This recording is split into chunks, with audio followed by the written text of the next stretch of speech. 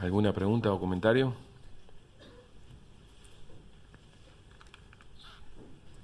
Sí. ¿Qué incidencia puede tener el problema actualmente en Inglaterra? Que hay un desastre realmente, según he leído, porque no tengo conocimiento directo salvo en la prensa, ¿no? De falta de empleo y incluso de carencias de familias con hambre, sin comillas, pertenecientes incluso a una clase que se suponía que era una clase media. Lo leí ayer en El País, un artículo importante, largo.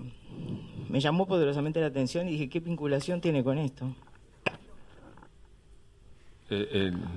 Efectos directos sobre la economía uruguaya, difícil de rastrear y de encontrar. Efectos sobre la situación europea. Inglaterra es un país que atraviesa una situación compleja como la del resto de Europa, no tan compleja en algunos puntos, que ha desmantelado deliberadamente en los años 80 algunos mecanismos de protección y de contención social, y que probablemente ante una situación de estrés económico lo exponga más a algún tipo de fenómeno adverso de materia social. Al mismo tiempo, seguramente le da más flexibilidad para aprovechar las oportunidades que una recuperación de la economía le va a permitir dar que a países como Francia, que son más rígidos. Pero en principio no vemos más comentarios que ese. ¿Alguna pregunta o comentario más? Sí, Ricardo. En el escenario de dólar 22.3, baja de commodities, sube petróleo y shock externo, ¿cómo definen el shock externo? O sea, ¿es un shock global? ¿Están mirando algo vinculado al entorno más cercano? No, el shock está caracterizado por eso, una caída de los precios de los commodities del 15% en lugar del 7% como estaba previsto en el escenario base, una caída del precio del petróleo, porque es un escenario, en ese sentido, ese es un efecto benigno, es un escenario recesivo internacional, una desaceleración de la economía regional y una depreciación de nuestro tipo de cambio. Esas son las variables críticas que nuestro modelo de crecimiento recoge, que cuando las alteras te provoca que en lugar de crecer un 5, creces un 1,5. Pero es un escenario en el cual la economía regional se desacelera y que tenés seguramente una amortiguación durante un tiempo del mercado interno, pero un tiempo corto, y que seguramente ya en el segundo semestre tu mercado interno, depreciación mediante, se volvió menos firme, digamos. ¿Hay simulaciones vinculadas a una crisis importante en Argentina? No lo tenemos hecho porque no creemos que un evento de crisis importante de Argentina sea un evento probable para el escenario 2012. Un comentario adicional, Ricardo. El escenario de ese estrés es algo bastante parecido a lo que pasó en 2008-2009, ¿no? Es como una especie de repetición de Lehman Brothers, como un shock fuerte, pero no del todo duradero. O sea, la gran pregunta que nos queda todavía a todos, me parece pendiente, si Europa va a actuar tan rápido como Estados Unidos. Probablemente, si me apuran, diría que tal vez no.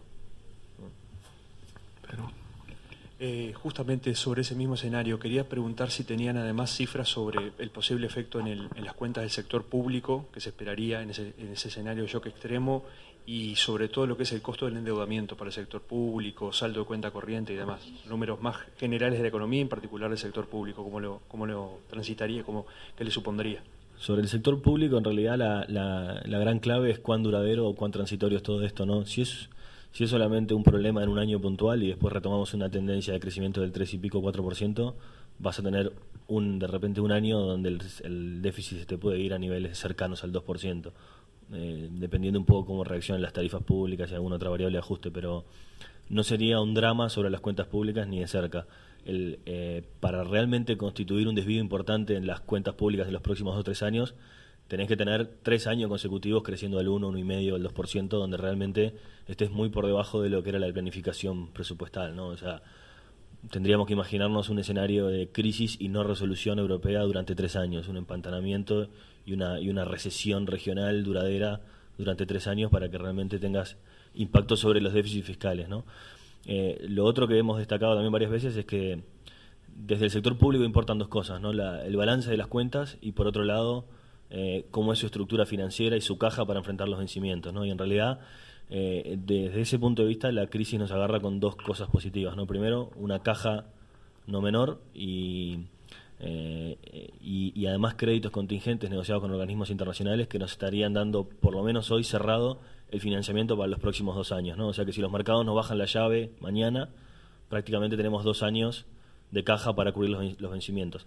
Todo esto, además, porque parte de las operaciones que las autoridades han estado haciendo desde el año 2003 y después con más fuerza todavía desde el año 2005, que ha sido reperfilar el calendario de deuda hacia adelante, nos agarra también con los próximos 3-4 años con vencimientos realmente bajos, ¿no? Los primeros años de vencimientos importantes para Uruguay empieza a ser 2016, 2017, 2018, ¿no? O sea que es todavía un escenario lejano, ¿no? O sea, sí.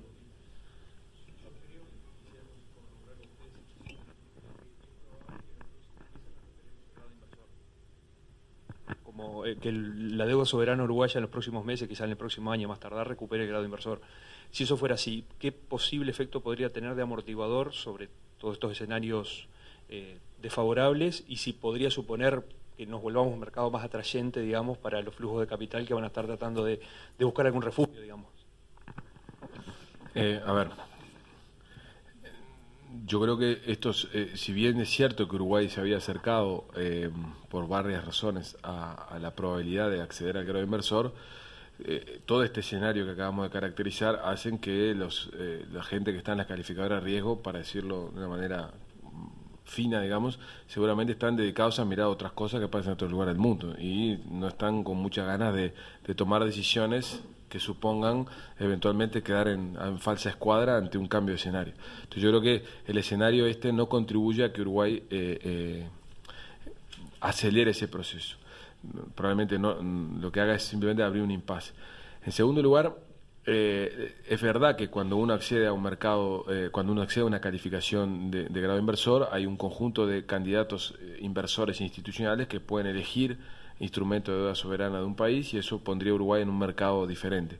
Pero también es verdad que hay características de la estructura de la deuda uruguaya en términos de profundidad, en términos de mercado secundario y demás, que hacen que la deuda uruguaya, en un contexto donde casi todos los jugadores van a estar jugando un papel de búsqueda de liquidez para enfrentar descalces, no sea un atractivo. Por lo tanto, para que poder evaluar cambios sustantivos en materia de la calidad de los acreedores y en calidad de la estructura de vencimientos, plazos y demás, debemos dejar que primero ocurra efectivamente el cambio de calificación, y aún después de eso que el escenario internacional se vuelva efectivamente más benigno y que los agentes estén buscando, vuelvan a buscar rentabilidades, adecuadas combinaciones de rentabilidad y seguridad, y no tanta liquidez como van a estar buscando en los próximos meses, porque yo creo que hay más de un fondo de inversión, hay más de un fondo de pensiones de los bomberos de Sussex que deben estar preocupados porque alguna parte de su dinero está metida en algún lugar de Europa. Por lo tanto, esa gente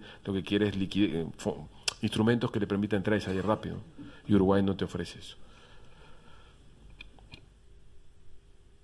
Bien. Allá.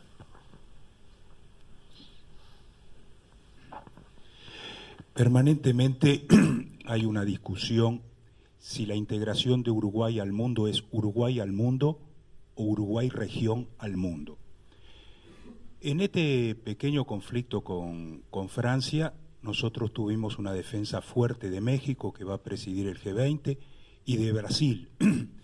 Yo lo que quisiera, más allá de las dificultades que se plantean las relaciones con Brasil y Argentina, que se plantea si volvemos al PEC o al cauce, si nuestra visión es de integración regional al mundo, un regionalismo abierto, o la tendencia de Uruguay hacia el mundo. Eso, León, es para un seminario en su conjunto, pero muy rápidamente, me parece que es una discusión bien uruguaya esa, ¿no? ¿Qué sentido tiene darla?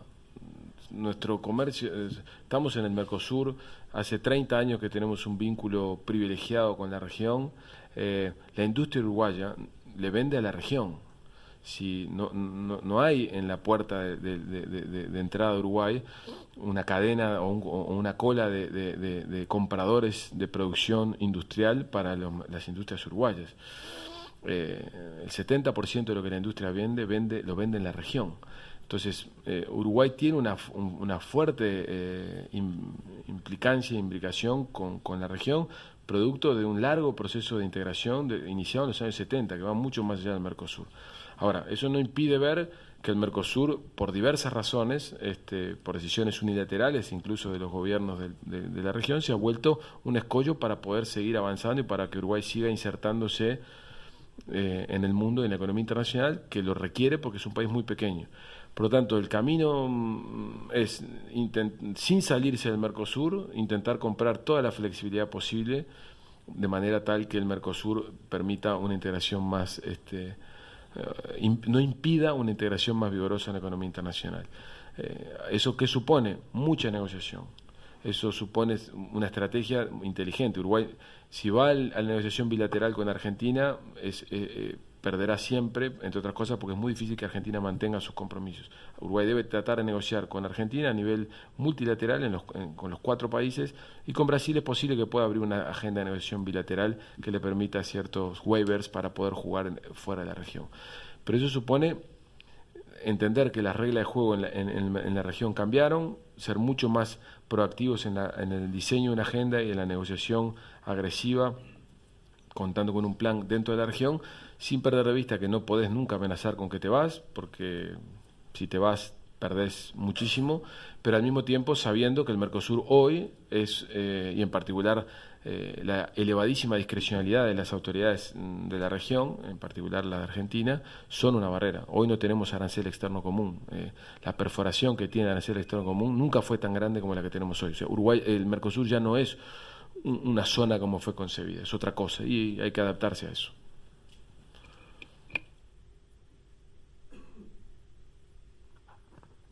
Ante un escenario medio catastrófico de una ruptura de la Unión Europea, ¿eso no traerá aparejado un principio de ruptura del Mercosur también? No estoy en condiciones. ¿Es o no es? Porque cuidado, el contagio es de todo. Y ya si vemos nuestros vecinos en Europa o en Europa armar el problema después de tanto tiempo con países tan obedientes como Alemania y todo lo demás, ¿no será algo contagioso? Bueno, terminamos acá también porque es muy duro, ¿eh? A ver, afortunadamente el Mercosur tiene una institucionalidad mucho más débil, mucho más laxa, y eso hace que el estrés sobre el cumplimiento o por el no cumplimiento de lo que está acordado es mucho menor. De hecho, venimos incumpliendo muchas cosas del Mercosur y no pasa nada. En segundo lugar, no hay ningún miembro del Mercosur importante, que son Brasil y Argentina, que tenga incentivos a romperlo. Brasil, siempre y cuando pueda negociar en nombre del Mercosur, tiene más capacidad de negociar a nivel internacional, y Argentina no tiene nada para hacer en el planeta Tierra sola. Nada. Son 40 millones de habitantes y su comercio está absolutamente ligado al comercio brasileño. Por lo tanto, yo veo bajas probabilidades de que alguien... O sea, el único que podría decir yo rompo el Mercosur es Argentina, diciendo yo me voy. ¿No lo ve probable? No tienen a dónde ir. A ver, un comentario adicional, ¿no? En realidad... Grecia tampoco. No, pero la producción industrial de Argentina es una producción esencialmente orientada a la economía brasileña. Los bienes de consumo, automóviles, camiones, esos no se los venden a nadie. No hay mercado en la región que esté en condiciones de soportar la producción que Argentina tiene en eso. Por lo tanto, no tiene lugar a donde ir. Aparte, la estrategia es convergente. Ellos están los dos países en un proceso vigoroso de sustitución de importaciones al interior de la región. Hay este acuerdo en la visión política general. Yo no veo ese riesgo, y además, insisto, como el Mercosur tiene una institucionalidad muy débil y muy laxa, muy discrecional, en el fondo cada uno inventará el Mercosur que quiere ver y seguirán diciendo que el Mercosur existe. No es la Unión Europea, donde hay unos pactos establecidos, donde hay, si no cumplís estás afuera o al borde de una crisis. Digamos, sería más fácil. Sí. También. Pero no, un comentario adicional, ¿no? Lo que verdaderamente está puesto en duda en Europa hoy es la unión monetaria, ¿no? Por suerte, el Mercosur se pasó 15 años discutiendo si se integraba, y como nunca nos pusimos de acuerdo, al final no nos integramos. Tal vez la prueba que tenemos hoy es que lo que los libros de texto nos enseñaron hace 30 años de los problemas que tienen las uniones monetarias es lo que efectivamente pasó, y que la integración monetaria es súper peligrosa y es muy difícil de complementar con una integración fiscal. O sea que en realidad el riesgo hoy es el quiebre monetario, y el Mercosur, eso por suerte nunca había llegado a esa etapa, ¿no? Hubo un intento, ¿no? Hubo un intento, que por suerte se empantanó en las... Cuidado, Expost. ¿no volverá a aparecer? Y yo creo que no, ¿no? Con la elección europea me parece que nos quedamos todos tranquilos de que...